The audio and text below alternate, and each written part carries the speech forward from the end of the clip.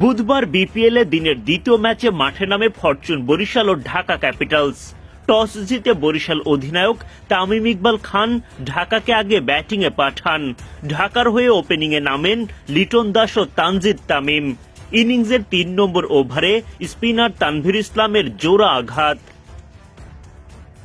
ওভারের প্রথম বলে লিটনকে বোল্ড করেন তানভীর, মেতে ওঠেন উৎসবে।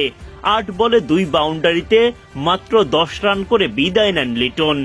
ওই ওভারের পঞ্চম বলে রিয়াজ হাসানকে ফেরান তানভীর। এলবিডব্লিউর শিকার হওয়া রিয়াজ রানের খাতায় খুলতে পারেননি।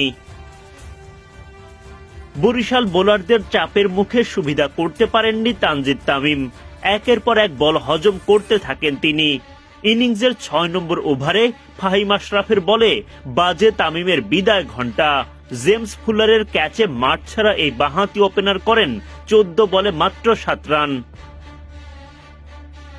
দলের বিপদের মাঝে হাল ধরার দায়িত্ব পড়ে সাব্বির রহমানের কাঁধে, তবে তিনিও ব্যর্থ হন।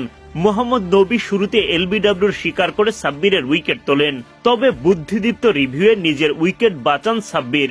যদিও পরের বলেই বড় শট খেলতে গিয়ে সীমানা পার করতে পারেননি।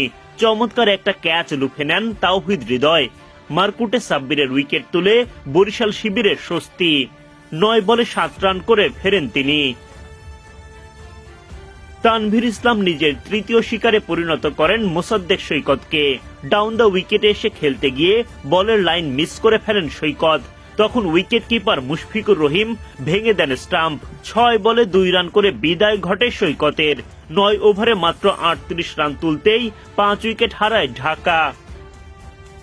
এরপরও তেমন প্রতিরোধ গড়তে পারেননি ঢাকার ব্যাটাররা। ক্ষণে ক্ষণে উইকেট হারায় দলটি। অধিনায়ক থিসারা পেরেরা লড়াই চালিয়ে গেলেও বরিশালের দাপুটে বোলিংয়ে গড়তে পারেন একেবারে স্বল্প পুঁজি।